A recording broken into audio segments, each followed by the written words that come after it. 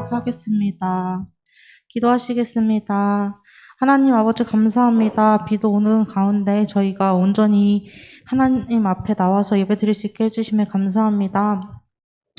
주님, 이 스승의 주일을 맞이하여 지금까지 살아오면서 저희를 가르쳐 주시고 하셨던 스승님들에게 감사한 마음을 가질 수 있도록 도와주시옵소서. 또한 항상 저희에게 올바른 길을 알려주시고 바른 길로 인도해 주시는 하나님을 감사하며 살아갈 수 있는 저희가 될 수 있도록 도와주시옵소서.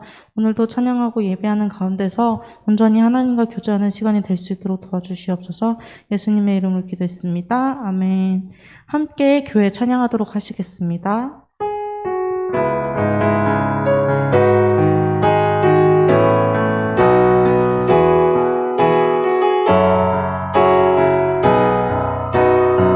사람이 넘치기보다 사람이 넘치기보다 사랑이 넘치는 교회 섬김을 원하기보다 섬김의 기쁨 알아가는 교회 세상이 주목하기보다 주님이 주목하는 교회 화려한 겉모습보다 중심이 주를 향한 교회 주님이 피로 사신 아름다운 교회 서로 사랑함으로 하나 되는 교회 주님이 머리 되신 거룩한 교회 우리 함께 만들어 가요. 내 작은 생각보다도 하나됨에 소중함 많은 교회 세상에 알려지기보다 서로가 서로를 깊이 아는 교회 주님이 피로 사신 아름다운 교회 서로 사랑함으로 하나 되는 교회 주님이 머리 되신 거룩한 교회 우리 함께 만들어 가요. 다시 한번 주님이 피로 사신 아름다운 교회 서로 사랑함으로 하나 되는 교회 주님이 머리 되신 거룩한 교회 우리 함께 만들어 가요.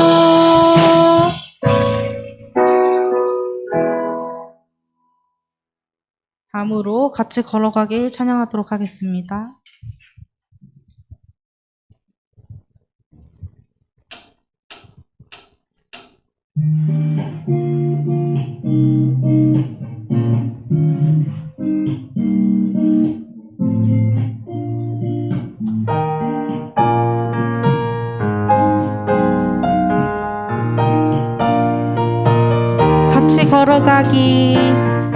같이 걸어가기 혼자 뛰어가지 않기 조심스레 주위를 살피며 주를 따라 걸어가기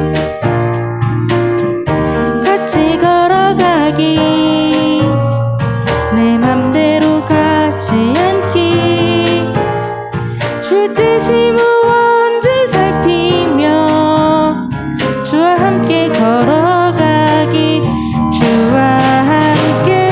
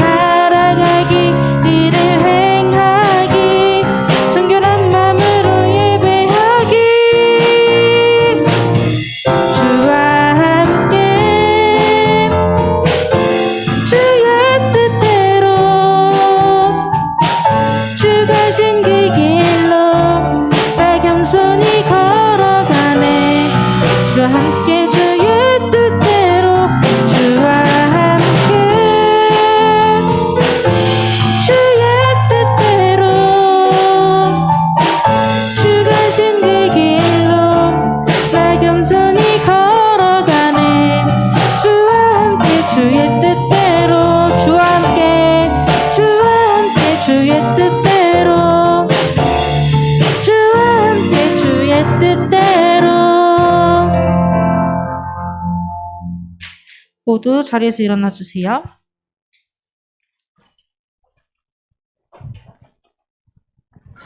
함께 사도신경함으로 신앙 고백하시겠습니다.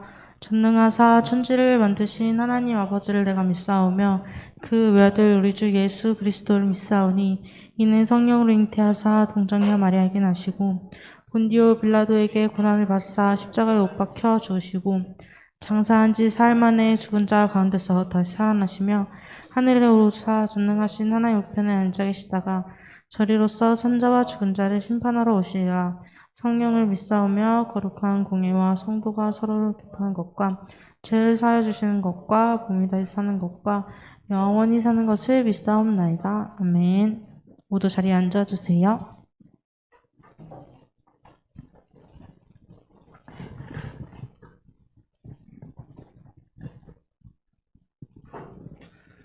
우리 함께 찬양 싹트네 함께 찬양 부르시겠습니다.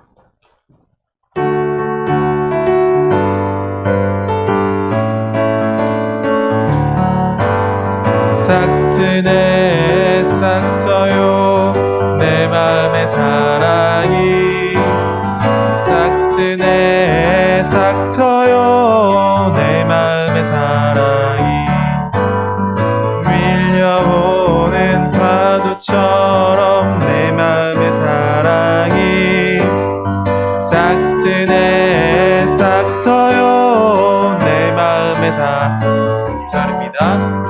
싹트네 싹터요 내 마음의 믿음이 싹트네 싹터요 내 마음의 믿음이 솟아나는 샘물처럼 내 마음의 믿음이 싹트네 싹터요 내 마음의 믿음이.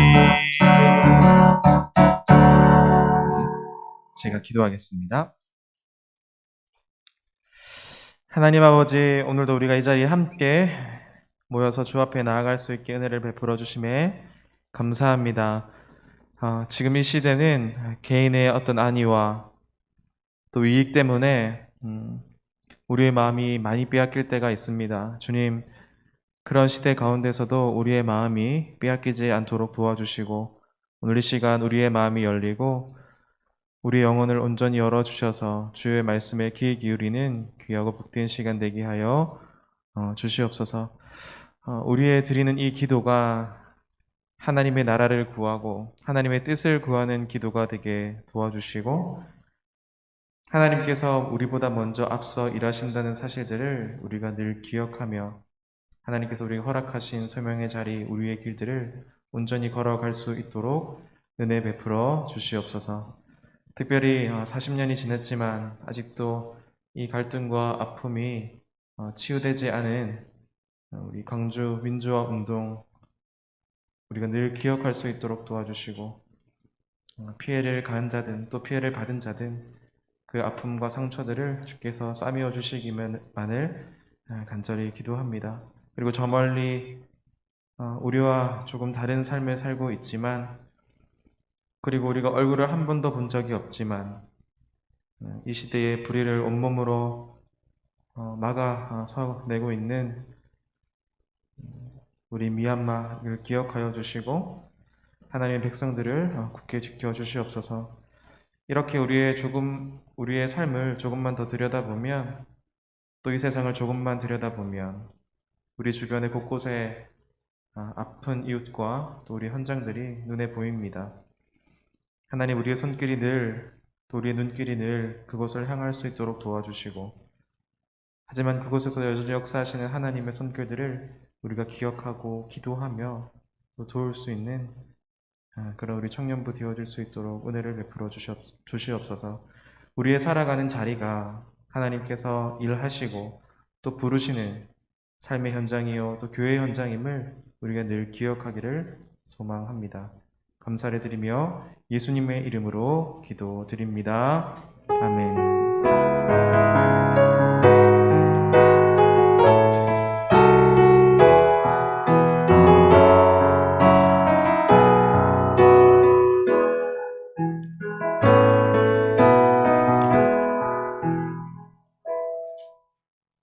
네. 오늘 함께 읽을 말씀은 마태복음 1장, 마태복음 13장 1절에서 30절입니다. 마태복음 13장 1절에서 30절입니다. 이게, 네, 오늘 그 자막 프로그램이 안 돼서 PPT를 바꾸다 보니까 글씨가 다 깨졌군요. 이미지를 넣을 걸 그랬어요. 마태복음 13장 1절에서 30절 말씀입니다. 화면이 제대로 안 나올 수도 있어요. 화면에 있는 말씀 구절이 제대로 안 나올 수도 있습니다. 마태복음 13장 1절에서 30절 말씀. 오늘부터도 또 한 2, 3주 정도 이 하나님의 나라의 비밀이라는 대주제인데요. 이 마태복음 13장은 한 2주나 3주에 걸쳐서 우리가 함께 살펴보도록 하겠습니다. 조금 본문이 많지만 우리가 한번 차근차근 읽어가 보도록 하겠습니다. 제가 한 절, 우리 청년들이 한 절, 마지막 30절은 함께 읽도록 하겠습니다. 그날 예수께서 집에서 나가사 바닷가에 앉으심에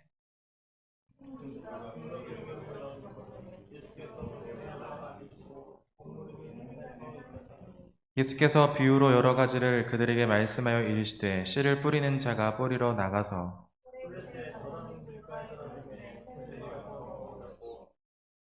더러는 흙이 얕은 돌밭에 떨어짐에 흙이 깊지 아니하므로 곧 싹이 나오나 더러는 가시떨기 위에 떨어짐에 가시가 자라서 기운을 막았고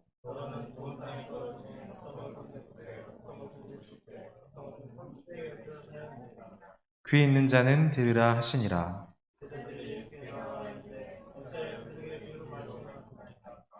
대답하여 이르시되 천국의 비밀을 아는 것이 너희에게는 허락되었으나 그들에게는 아니 되었나니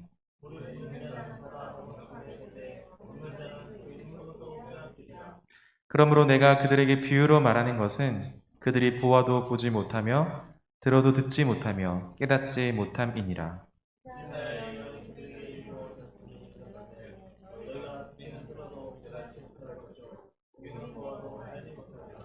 이 백성들의 마음이 완악하여져서 그 귀는 듣기에 둔하고 눈은 감았으니 이는 눈으로 보고 귀로 듣고 마음으로 깨달아 돌이켜 내게 고침을 받을까 두려워함이라 하였느니라.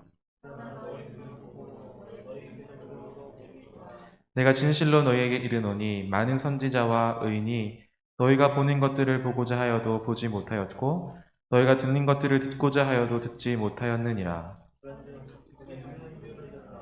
아무나 천국 말씀을 듣고 깨닫지 못할 때는 악한 자가 와서 그 마음에 뿌려진 것을 빼앗나니 이는 곧 길가에 뿌려진 자요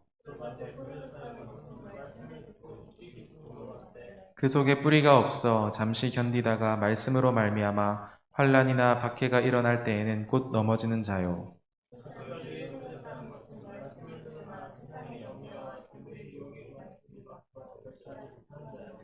좋은 땅에 뿌려졌다는 것은 말씀을 듣고 깨닫는 자니 결실하여 어떤 것은 100배, 어떤 것은 60배, 어떤 것은 30배가 되느니라 하시더라.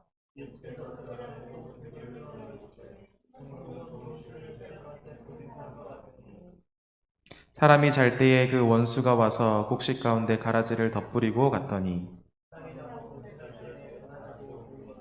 집 주인의 종들이 와서 말하되 주여 밭에 좋은 씨를 뿌리지 아니하였나이까 그런데 가라지가 어디서 생겼나이까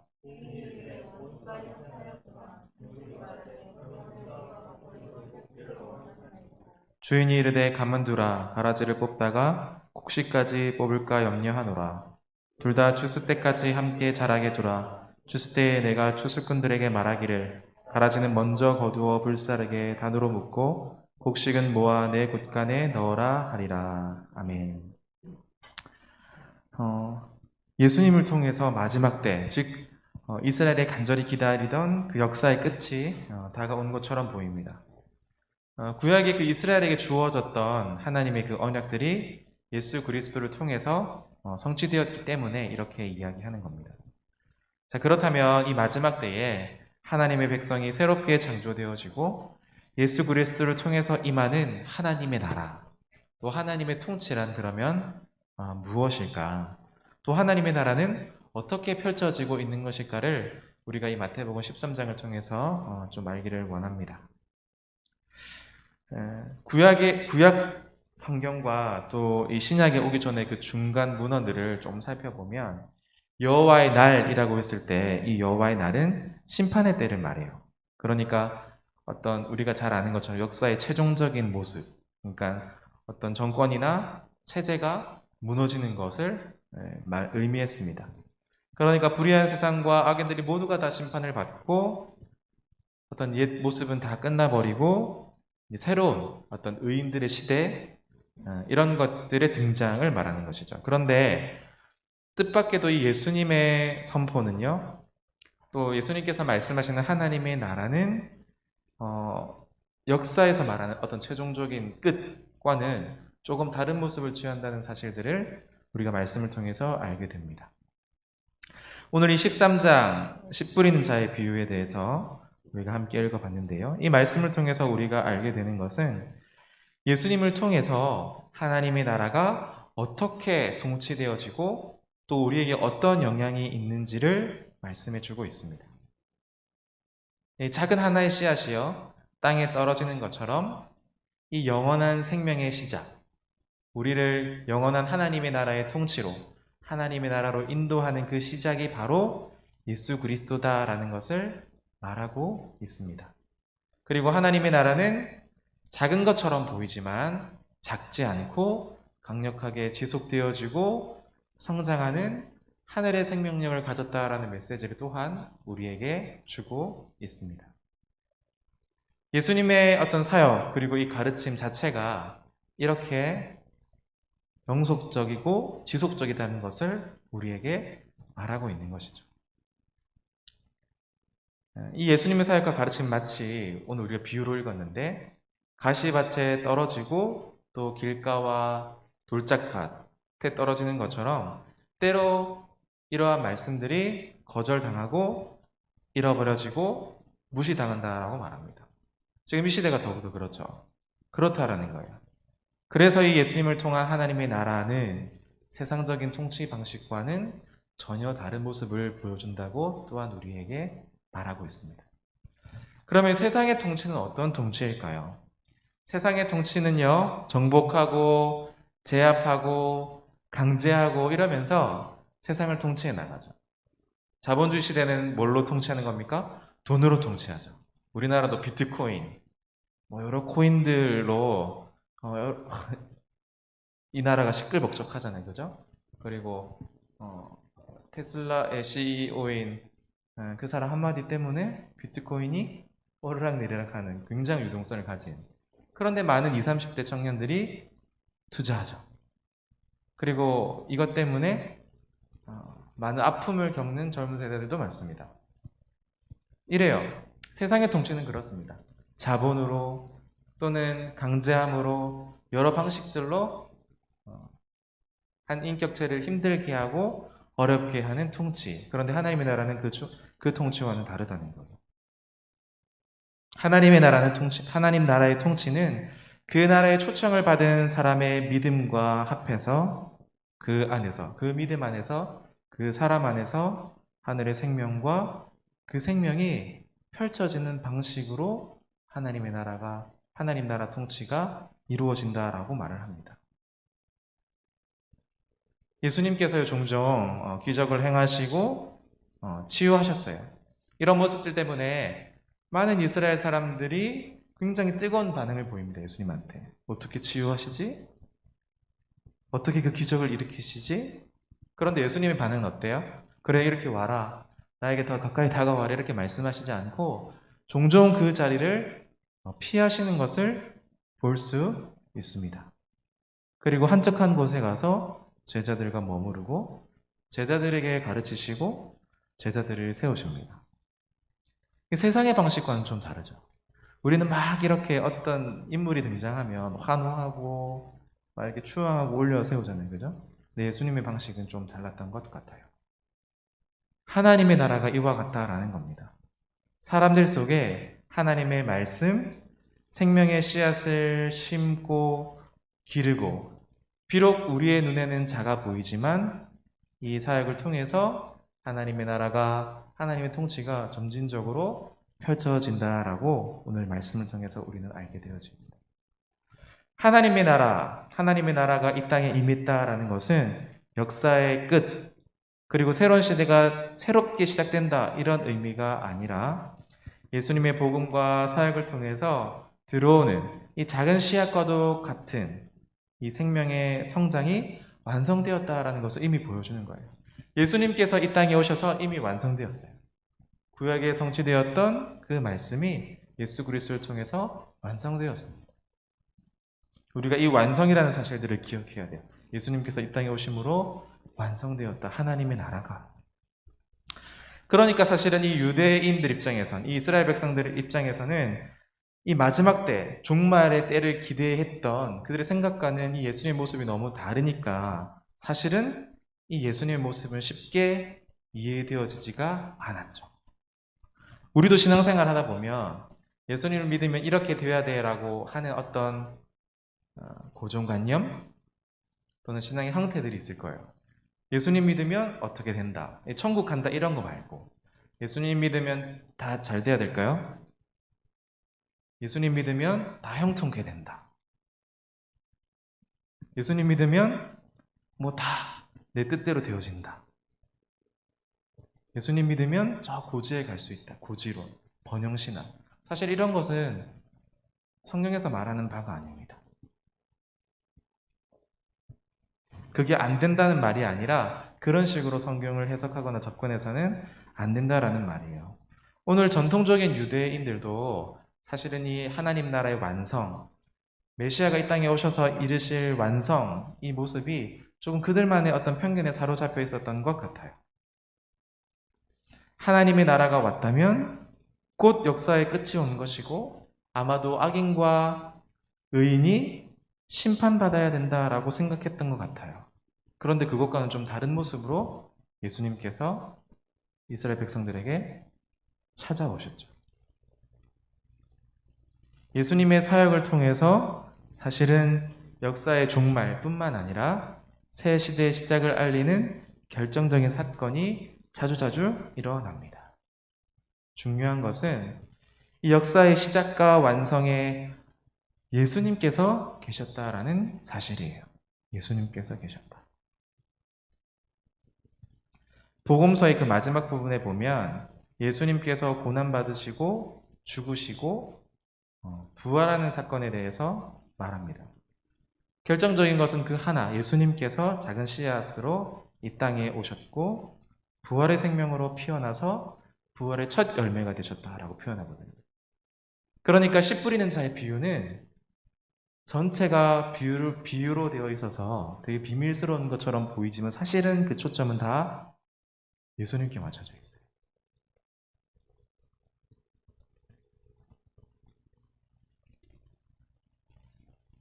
예수님께서 첫 씨앗으로 이 땅에 오셔서 첫 열매가 되셨다라고 한결같이 복음서가 말하고 있기 때문입니다.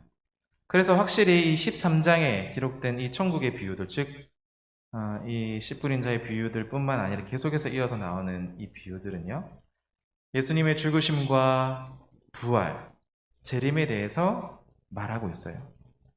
그러니까 사실은 그냥 일반적인 유대인들, 예수님의 존재에 대해서 인정하지 않는 유대인들 또는 바리새인들, 서기관들은 이 예수님에 대해서 굉장히 부정적이었죠. 그들 생각과는 다른 예수님의 모습이었으니까. 하지만 예수님을 알고 믿었던 초대교회 성도들에게는 이러한 예수님의 모습이 굉장히 의미 있게 다가왔을 거예요. 우리도 마찬가지죠. 우리도 신앙생활을 하면서 우리가 그려놓은 예수님을 기대하는 우리의 신앙과 우리가 그려놓은 신앙이 아니라 말씀을 신뢰하면서 말씀을 통해서 역사하실 하나님을 그려놓은 우리의 신앙생활은 그 반응이 다르다는 거.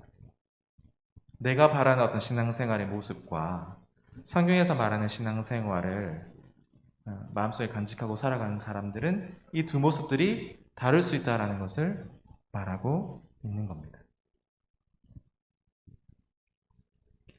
예수님께서 말씀하셨을 당시에 그 역사적인 청중들에도 마찬가지입니다. 하나님의 나라는 예수님의 자신과 예수님의 사역을 통해서 임하는 거예요, 결정적으로. 예수님 안에서 성취되어진 이 종말과 심판과 부활의 사건, 그리고 마지막 때에 이 새로운 공동체에게 임할 하나님의 나라. 이것이 다 점진적인 과정을 의미합니다. 예수님께서 작은 씨앗으로 오셨고 이 복음이 이제 하나님 나라를 통해서 어떻게 펼쳐질지에 대해서 계속해서 말하고 있는 거예요. 예수님을 통해서 임한 이 종말 마지막 때의 시작과 그 과정, 그리고 종말, 최종적으로 어떻게 될지도 예수님께서 다 알고 계시고 또 그렇게 진행되어져 가고 그렇게 끝날 것이다 라고 말하고 있기 때문입니다. 그래서 이 비유는 비밀에 관한 거예요. 비밀에 관한 거. 하지만 비밀은 감추어진 것이 아니라 오늘 이 비밀은 드러난 비밀입니다. 마태복음 13장 우리 읽진 않았지만 35절에 보면 이는 선지자를 통하여 말씀하신 바 내가 입을 열어 비유로 말하고 창세부터 감추인 것들을 드러내리라 함을 이루려 함이다. 감추인 것처럼 보이지만 사실은 다 드러난 비밀이라고 말씀하고 계십니다. 드러났지만 여전히 비밀로 남아있어요. 이게 아이러니죠. 숨겨진 것 같지만 드러났고 드러난 것 같지만 감춰진 것. 그것이 바로 오늘 이 씨 뿌리는 자의 비유다라고 말하는 거죠. 씨앗으로 남아있어서 그것을 받은 사람 안에서만 그것이 생명을 틔운다라고 말을 합니다. 그런 의미에서 지금 이 예수님을 통해서 임한 하나님의 나라는 씨앗처럼 작다. 시작할 때는 작은 것처럼 우리 눈에 보여요. 그것을 받은 사람 속에서는 하늘의 생명을 그 속에서 틔우지만 그것을 받지 않은 사람들에게는 오늘 말씀처럼 보아도 보지 못하고 들어도 듣지 못한다. 그래서 돌이켜 치유받지 못하는 어떤 그런 삶은요, 더 나아가서 생각해 보면 들어도 듣지 못하고 봐도 보지 못하는 그 삶은 결국 어떤 삶인 거예요? 심판과도 같은 삶이에요. 하나님의 말씀을 보는데도 깨닫지 못하고 들어도 알지 못하면 우리의 신앙이 무슨 의미가 있을까라고 말하는 것이죠. 그것은 곧 심판을 받은 사람의 모습과도 같다라고 말하고 있는 겁니다.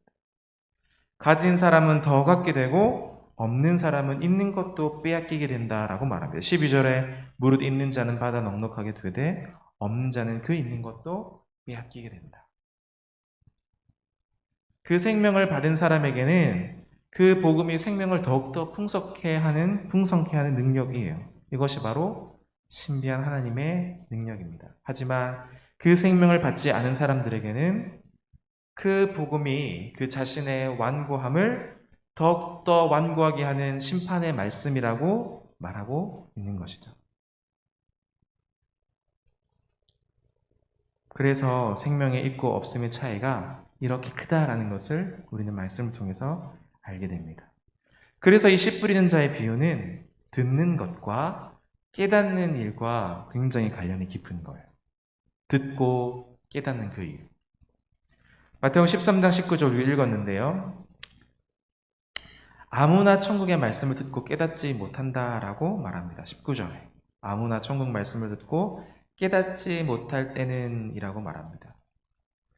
천국 복음을 듣고 받아들이는 사람은 원래 자기 속에 없었던 말씀의 생명의 열매를 맺어가게 되는 거예요. 자, 그렇다면 이 씨앗을 받아들인다, 우리 속에 받아들인다라는 것은 무엇을 의미할까? 이 복음의 말씀을 깨닫는다라는 것은 무엇을 의미할까요? 그것은 무엇보다도 그 말씀이 듣는 사람의 어떤 심령과 그 복음이 화합되는 거예요. 우리의 믿음이 있다라고 하죠. 우리가 신앙생활 하면서 믿음이 있다. 우리의 믿음과 우리의 마음과 이 복음이 화합되어지는 겁니다. 이게 막 분리되는 게 아니라 내가 믿는 것과 예수 그리스도의 복음과 우리의 삶이 이렇게 분리되는 것이 아니라 다 하나 되어지는 거예요. 신행일치라 그러죠. 우리가 믿는 것이 삶으로 이어지는 거예요. 우리의 말이 참 그리스도인의 모습을 닮아서 말하고 손으로 움직이고 행동하는 겁니다. 우리의 마음도 그런 거죠. 그래서 그 말씀이 자신을 위한 말씀이라는 것을 알고 신실하게 주 앞에 겸손하게 나아가고 회개하고 그 말씀을 믿고 소망의 말씀을 그 복음 안에 두는 삶, 그것이 바로 말씀을 깨닫는다라는 의미입니다.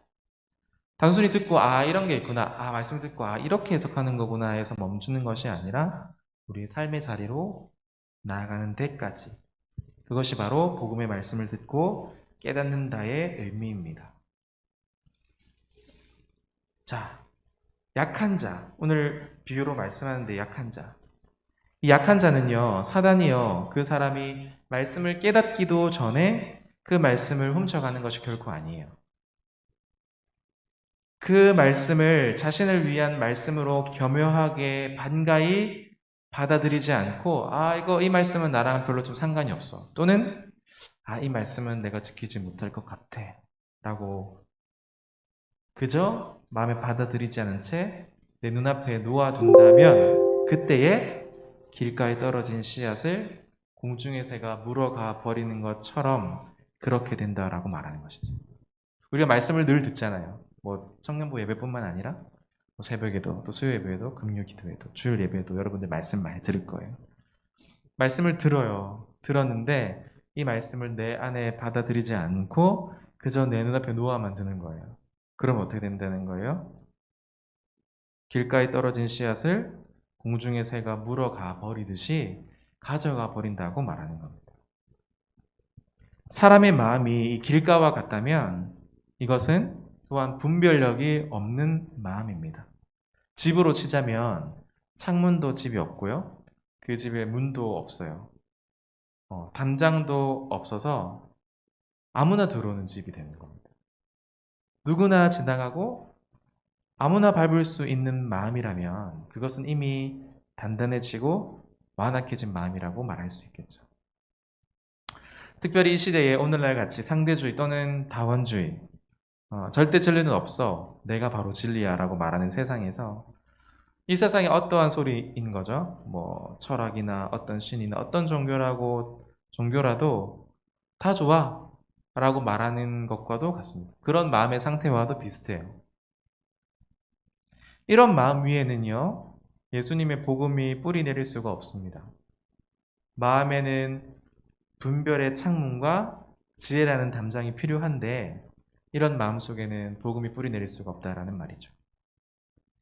또한 이 복음을 받아들인다는 것은요, 듣는다는 것, 즉 인내를 포함합니다. 듣는 데에는 인내가 필요하대요. 듣는데 왜 인내가 필요할까? 들으면 그냥 듣는 거지. 그런데 오늘 말씀은 이 듣는 것의 인내에 대해서 말하고 있어요. 말씀을 듣고 즉시 그 말씀이 자신을 위한 것인 줄 알고 기쁨으로 받는 경우도 있습니다. 하지만 이런 사람들 어때요? 이 말씀 앞에 곧 환난과 핍박에 부딪히는 거예요. 자, 예를 들어 봅시다. 성경에서 내 원수를 사랑하라라고 말해요. 자, 회사에 출근했습니다. 환난과 핍박을 만나요. 왜? 예전 같으면 그냥 또 모른 체 하거나 속으로 짜증내고 미워하거나 지나칠 수 있었었는데 이제 이 말씀을 내 마음속에 받아들이고 사랑해야 되는 거예요. 내 몸과 같이 이웃을, 원수를 사랑해야 되는 거예요. 그러니까 환난과 핍박이 만나죠. 내 속에서 계속 무언가 부딪힘이 일어난다는 겁니다. 그러면 보통 신앙하는 사람들은 쉽게 포기해버려요. 몇 번 부딪혀보다가. 뿌리가 내려간다는 것은 바로 이런 얘기입니다. 인내해야 돼요. 말씀 앞에서 온전히 인내해야 합니다. 원수를 사랑하는 게 갑자기 눈앞에서 번쩍하고 되어지는 것이 아니라는 것을 우리에게 말씀하고 있는 것이죠. 뿌리는요, 깊고 넓게 뻗어 내려가야 해요. 그렇지 않으면 금방 태풍을 만나거나 바람을 만나면 넘어집니다. 이 받은 말씀을 붙들고 우리가 잘 인내하고 견뎌내야 돼요. 흘려보내지 말고 정말 실천하도록 애쓰고 힘써야 되는 거예요. 한 주간 말씀을 들을 때에 이 말씀을 붙들고 치열하게 한번 환난과 핍박을 만나면서 견뎌내는 시간이 필요하다는 거예요. 그 말씀에 의지하고 인내하고 견뎌내야 한다라고 오늘 말씀 20절과 21절에서 말씀하고 있는 것이죠. 이 성령의 열매를 바라면서 견디는 마음, 그 말씀 속에서 살아있는 소망을 발견하는 심령이 될 때에 비로소 열매를 맺게 되는 겁니다. 원수를 사랑함으로 견디어내고 인내할 때에 그 속에서 성령의 열매가 맺어진다는 거예요. 그것 없이는 열매가 맺어지지 않습니다. 여러분, 사람이 쉽게 변해요, 안 변해요? 사람이 쉽게 변합니까, 안 변합니까? 쉽게 안 변합니다. 저 자신도 그래요. 사람은 쉽게 변하지 않습니다. 그러니까 연애할 때도 여러분 마찬가지죠. 상대편을 내 마음대로 바꾸려고 하는 거 절대 안 돼요. 절대 안 변합니다. 잠깐 뭐 이렇게 다투거나 또는 좋아서 좋은 모습이 되어질 수는 있지만 다시 이내 돌아오기 마련이에요. 사람은 잘 변하지 않습니다. 쉽게 변하지를 않아요. 또 사람 속에 있는 어떤 깊은 상처나 죄와 허물로 왜곡된 이 성품도요, 하루아침에 고쳐지는 것이 아닙니다. 그러니까 이 깊은 상처나 죄나 허물은요, 어쩌면 우리가 깊이 뿌리 내려야 되는데, 신앙에 있어서 우리가 깊이 뿌리 내리지 못하도록 막는 어떤 돌뿌리와도 같아요. 뿌리 내리다가 중간에 땅속에 돌이 있으면 더 깊이 뿌리를 못 내리거든요. 우리가 그 말씀에 깊이 뿌리 내리면 어떻게 해야 돼요? 그 돌을 깨트려서 지나가거나 또는 그 돌을 뚫고 지나가야 돼요. 이 말은 즉 뭐냐면 말씀 안에서 오랜 시간과 인내가 우리 가운데 필요하다라는 것을 말하고 있어요. 우리가 왜 주일학교부터 계속해서 신앙생활을 하면서 청년부, 장년, 노년 이르기까지 계속 신앙생활을 하는 겁니까? 예수님 믿으면 천국 받으니까 끝난 거 아니야 라고 생각할 수 있잖아요. 그런데 우리가 교회 계속해서 이 주일학교 과정 청년부도 지내면서 작년에 이르기까지 계속 신앙생활을 하는 거죠.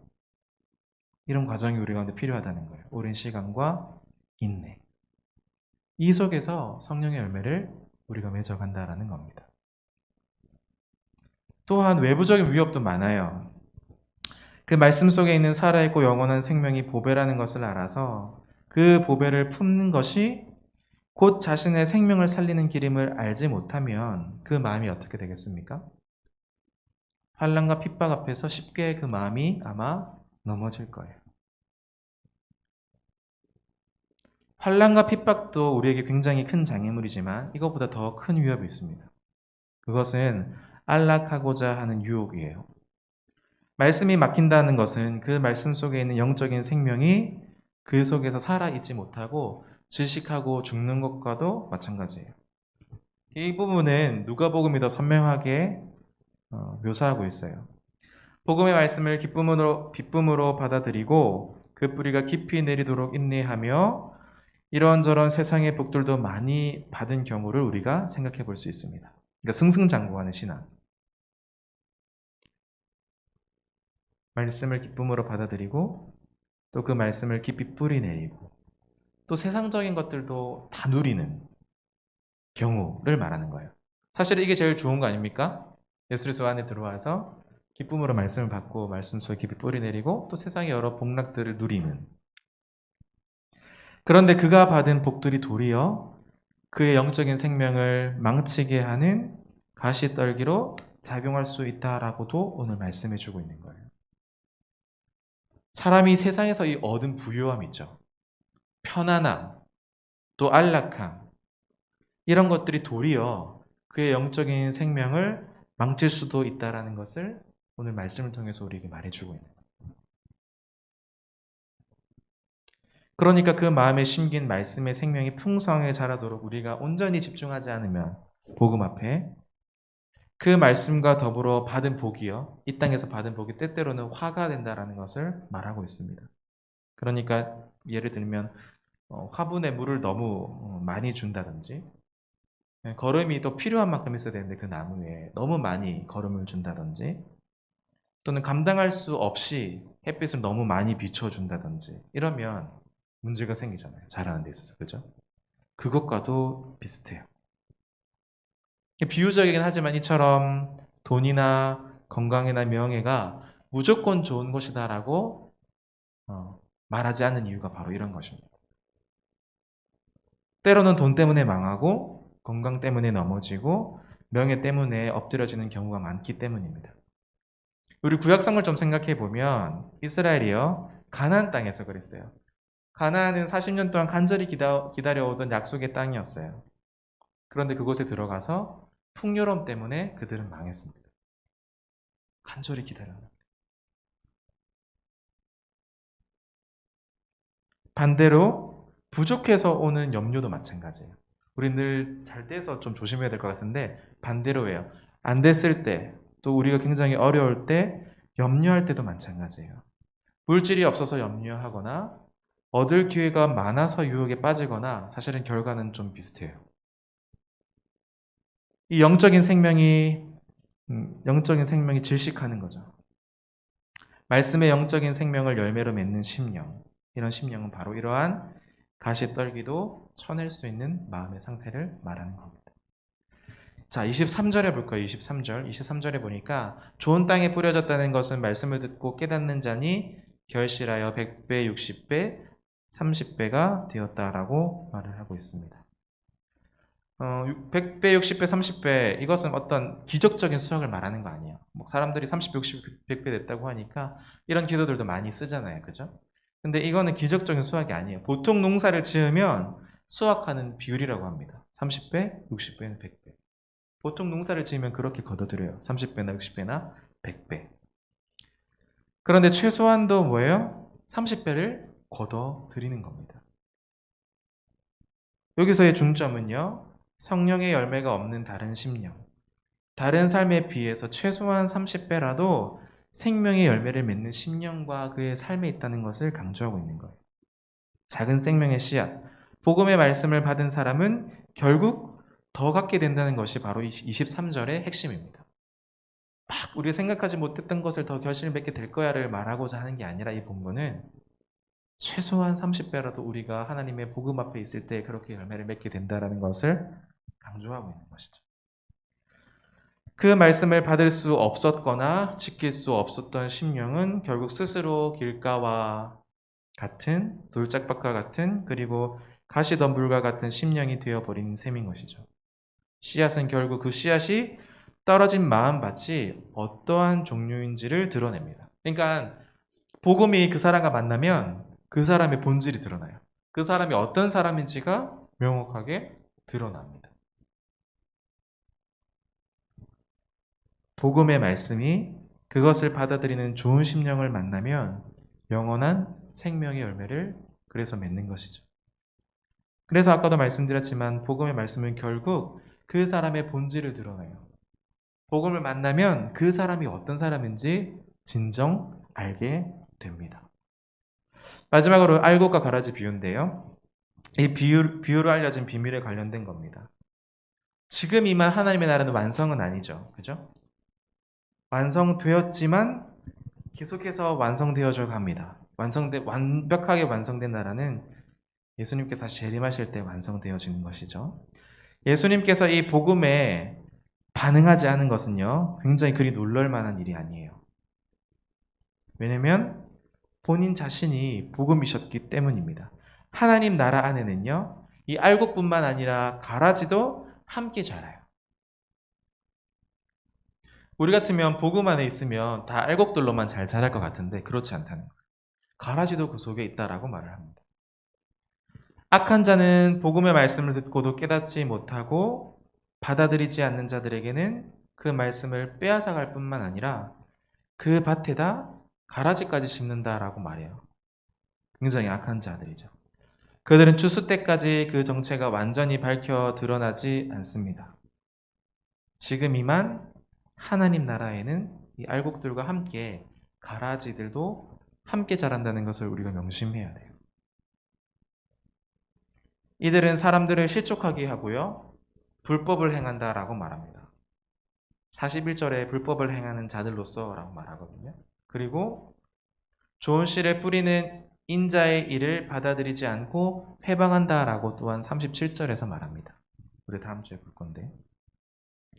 그래서 우리는 이러한 현실적인 통찰력을 갖춰야 돼요. 우리가 함께 하나님의 나라를 이루어가는 이곳에서도 알곡과 가라지가 있을 수 있다라는 생각들을 늘 해야 돼요. 어떻게 그럴 수가 있지? 어떻게 교회 안에서 그런 일이 있을 수 있지? 어떻게 우리 공동체에서 이런 일이 있을 수 있지라고 생각하는 게 아니라 알곡과 가라지가 함께 있구나라는 생각을 가지고 하나님의 나라를 우리가 함께 세워가야 된다는 거예요. 사실은 당장 가라지처럼 보이는 것들을 우리가 모두 뽑아버리고 싶을 거예요. 청년 때 더 그렇잖아요. 그죠? 여러분이 청년 때 이렇게 교회 모습을 보면 좀 답답하고 이런 것들 바꿨으면 좋겠다라고 생각하는 게 있을 수 있잖아요. 저도 그랬던 것 같아요. 하지만 우리가 심판하는 것이 결코 아닙니다. 최종적인 심판은 예수님께서 이 땅에 다시 오실 때에 하는 거예요. 그러니까 심판주이신 하나님의 몫이지 우리의 몫이 아니라는 것을 제가 좀 조심스럽게 말씀드리는 겁니다. 그럼 그렇다고 우리의 불평, 불만 이렇게 바뀌었으면 좋겠다는 것을 다 입 다물고 있어야 돼요라고 말하는 것이 아니라 우리가 심판을 내리고 싶어하는 유혹들을 잠깐 내려놓고 우리가 함께 어떻게 또 고쳐가야 할지 기도하면서 고민해 봐야 된다는 거예요. 그래서 정리를 하면 이 밭의 가라지를 뽑다가 사실은 모든 알곡들이 다 뽑힐 수도 있거든요. 그런 걸 늘 조심해야 돼요. 제가 이전에 섬겼던 교회에 그 청년부에 신천지가 들어와가지고 신천지를 이렇게 속가내다 보니까 기존에 있던 성도들도 같이 이탈하는 일들이 되게 있었어요. 그래서 되게 마음이 아프더라고요. 신천지만 이렇게 해서 정리가 되면 참 좋은데 신천지를 빼냈더니 같이 우르르 그런 것도 경험했어요. 되게 조심해요. 신천지가 무조건 물론 나쁜 거기도 하지만 사실은 그런 일이 없도록 사전 예배하는 게 제일 좋겠죠. 하지만 그런 신천지뿐만 아니라 우리 속에서도 그런 일들을 행할 때에 더욱더 신중해야 된다는 것을 우리가 기억해야 합니다. 그러니까 사실은 이 하나님의 나라, 하나님 나라의 공동체는요, 이러한 이 시대의 불확실성을 견뎌내야 돼요. 이 시대만큼 확실한 걸 좋아하는 시대가 없잖아요. 그죠? 정확하게 칼같이 이건 너일, 이건 내일. 이런 시대에 우리가 살고 있잖아요. 이건 너 거, 이건 내 거. 이건 내 영역이니까 너 넘어오면 안 돼. 라는 시대에 우리가 살고 있잖아요. 그런데 이런 불확실성을 우리가 견뎌내야 된다. 확실한 시대에서 불확실성을 가진 이 교회 공동체를 함께 우리가 이 시대에 견뎌내야 된다는 거예요. 이걸 잘 견뎌내는 공동체일수록 아마 성령의 열매를 더 많이 맺어갈 거고요. 이러한 불확실성을 못 견뎌내면 낼수록 아마 그 공동체는 점점점 어려워질 겁니다. 하지만 우리가 늘 기억해야 될 게 있어요. 하나님의 교회, 하나님 나라의 교회는요, 지금 이 자리에서 완전할 수가 없어요. 여러분들 혹시 완전한 교회가 있어요 또는 이상적인 교회가 있어요 라고 말하면 저한테 말씀해 주세요. 정말 완벽해요. 그 공동체는. 이 교회는 너무나 완전해요 라고 하는 교회가 있다면 저에게 말씀해 주세요. 아마 이 땅에는 없을 겁니다. 예수님 다시 오시기 전까지는 그런 완전한 교회는 없어요. 완전한 공동체도 없습니다. 조금씩 그 부족함을 안고 함께 살아가는 거예요. 알곡과 가라지가 함께 섞여 있음을 아는 것, 그것이 바로 지혜예요. 지혜. 그럼 그렇다고 그럼 넉넉히 보고 있어야만 합니까? 라고 저한테 물으신다면 아니라는 거예요. 결국에는 마지막 때에 하나님 나라의 어떤 거치는 자들, 불법을 행하는 자들, 그러한 사람들은 세상 끝에 결국 심판을 받을 것이라고 말하고 있기 때문입니다. 분명히 심판받아요. 그러한 사람들은. 그때 그물 속에 걸린 것들을 걸러내어서 좋은 것과 나쁜 것들을 하나님께서 분리해 내신다는 거예요. 그때까지 성도들은 불의하고 불법한 자들의 이 활동을 아주 없앨 수는 없다라는 거예요. 아주 없앨 수는 없다. 하지만 최종적인 심판, 마지막 때에 우리가 확신하는 거죠. 하나님께서 이 가라지들을 심판하실 것이다.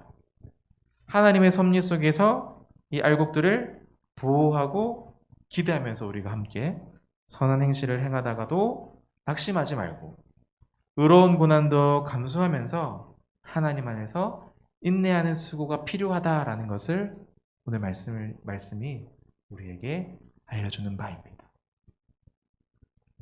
쉽지 않겠죠? 알곡과 가라지가 있는 것을 늘 생각하면서 지혜롭게 행동하는 것. 또 이 말씀 안에서 견디며 인내하며 성령의 열매를 맺어가는 것. 하지만 우리가 함께 이런 공동체를 함께 꿈꿔보고 또 기도하고 만들어 가봤으면 좋겠습니다. 하나님께서 그렇게 우리를 지금 이 자리에서 부르시고 있기 때문입니다. 기도하겠습니다.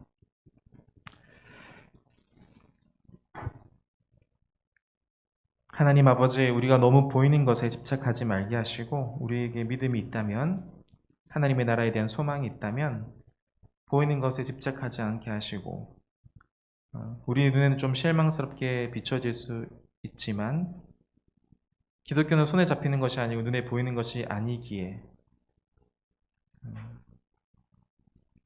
우리가 말로 다 할 수 없고 우리의 삶으로 다 보여줄 수는 없지만 분명히 하나님께서 우리에게 보여주시고 또 듣게 하시고 깨닫게 해주시는 바가 있사오니 그 믿음 안에서 우리가 온전히 행할 수 있도록 도와주시옵소서. 이번 한 주를 살아갈 때에 말씀을 붙잡고 조금 더 견뎌내게 하시고 인내하면서 성령의 열매를 맺어갈 수 있도록 도와주시고, 우리 가운데 알곡과 가라지가 있을지라도 우리가 더욱더 인내하며 하나님의 나라를 사모하고 또 세워가는 귀한 믿음의 청년들 공동체 되어질 수 있도록 하나님께서 은혜 베풀어 주시옵소서. 예수님의 이름으로 기도드립니다. 아멘. 이 말씀을 생각하며 준비한 헌금 하나님 앞에 드리도록 하겠습니다.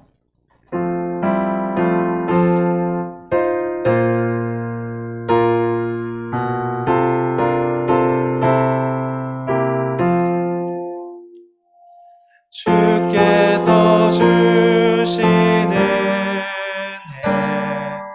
한없이 크오니 우리가 받은 것을 감사히 바치세. 기쁨은 충만하고 소망은 불변해. 정성과 마음을 다해 경배를 드리세. 드려진 헌금을 위해서 기도하겠습니다. 사랑의 주님 아버지, 은혜를 감사합니다. 우리 사랑하는 청년들 누구보다도 하나님을 사랑하는 마음으로 이 자리에 나와 예배하며 나의 생명 또 나의 소명, 내가 이 자리에 있는 것 다 하나님께 감사하며 주 앞에 구별하여 헌금 올려드리오니 이 헌금 기쁘게 받아 주시옵소서.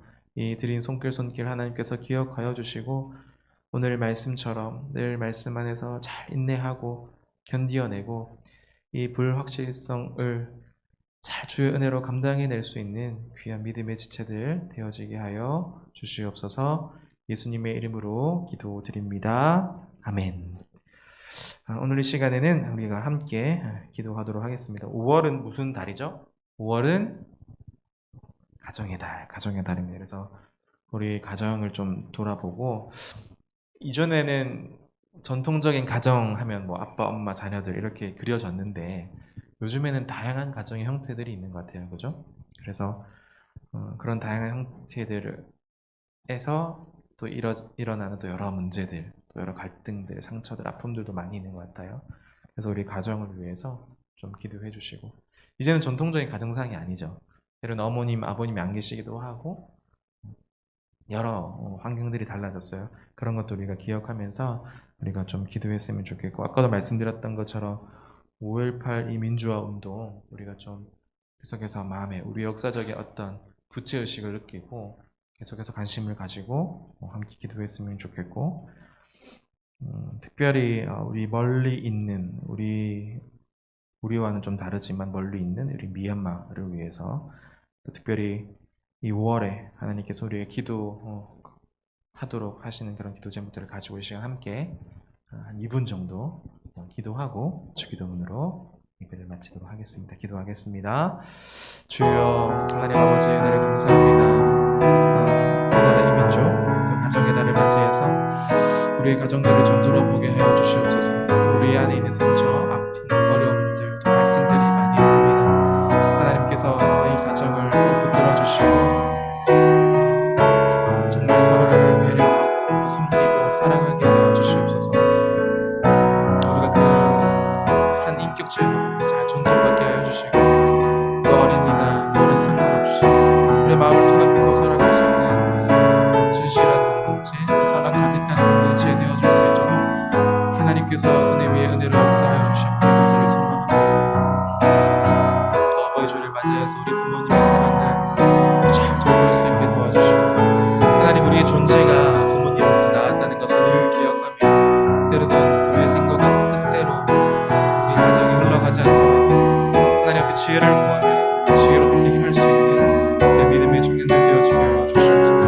하나님 이 가정의 날을 맞이하여서 우리 가정을 온전히 지켜주시옵소서. 특별히 5.18 이 민주화 운동을 통하여서 우리에게 자유라는 것이 주어졌음을 우리가 다시 한번 기억하고 감사할 수 있도록 도와주시고 하지만 아직도 봉합되어지지 않은 많은 갈등과 상처들, 아픔들, 또 역사적인 난제들이 있습니다. 하나님께서 하나님이 이 문제들 통하여서 우리의 마음이 조금 더 위로함을 받게 하여 주시고 하나님 이 문제가 해결되어질 수 있도록 도와주시고 하나님 그래서 이 운동이 정말 의민운동이요 뿐만 아니라 저 멀리 타국에서 일어나고 있는 민주를 향한 간절한 갈망들, 자유를 향한 간절한 갈망들이 하나님 손 좋게 그 마음이 모아져서 속히 그 어려움들이 해결되어질 수 있도록 주께서 은혜를 베풀어 주시옵소서. 오늘 시간을 기도하고 주기도문으로 예배를 마치겠습니다. 하늘에 계신 우리 아버지여 이름이 거룩히 여김을 받으시오며 나라의 마옵시며 뜻이 하늘에서 이룬 것 같이 땅에서도 이루어지이다. 오늘날 우리에게 일용할 양식을 주옵시고 우리가 우리에게 죄 지은 자를 사하여 준 것 같이 우리 죄를 사하여 주옵시고 우리를 시험에 들게 하지 마옵시고 다만 악에서 구하옵소서. 내게 나라와 권세와 영광이 아버지께 영원히 있사옵나이다. 아멘.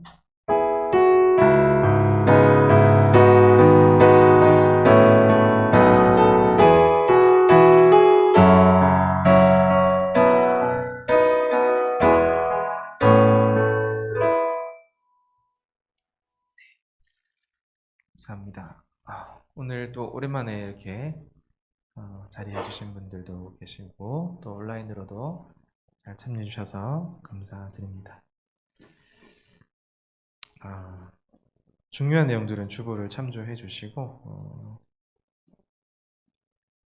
오늘 되게 많이 무덥죠. 지난 목요일부터 여름처럼 날씨가 돼가지고 여러분들 건강 상하지 않도록 영육간에 강건하시기를 부탁드리고 요즘에 보니까 조금 그 온라인으로 참여하는 인원들 조금 이게 이탈자가 좀 있는 것 같아요. 이제 5월쯤 되니까. 그래서 우리 목장원에서 서로 좀 친분이 있는 우리 지체들, 형제들, 자매들 좀 이렇게 먼저 연락하고 어떻게 지내는지 이렇게 물어서 좀 잘 챙겨갔으면 좋겠다 생각이 듭니다. 이상이고 2시 지금 33분이죠. 40분에 2시 40분부터 바로 이어서 목장을 하도록 하겠습니다. 네, 여기 뭐 있습니다. 스승해줄 행사를 시작한다고 합니다. 부장님 나오세요. 다 예상하시고 계셨으리라 믿고.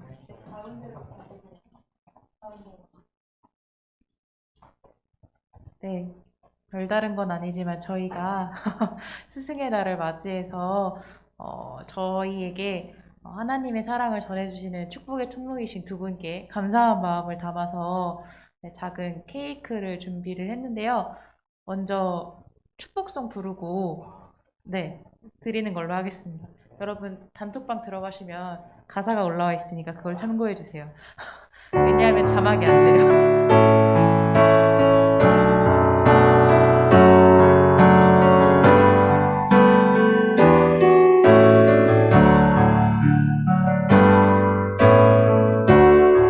당신은 하나님의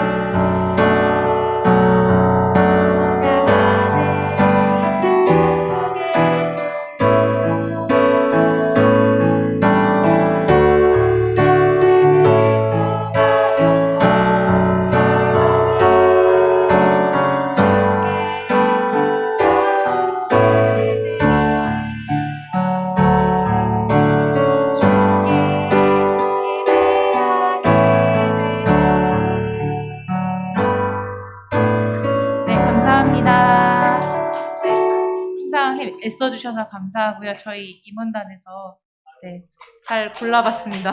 마음에 드시기를 바라고 항상 감사합니다. 네, 끝났습니다. 목장 모임 하러 가시고 산목장 분들은 서상현 현장님께 가시면 될 것 같아요. 네.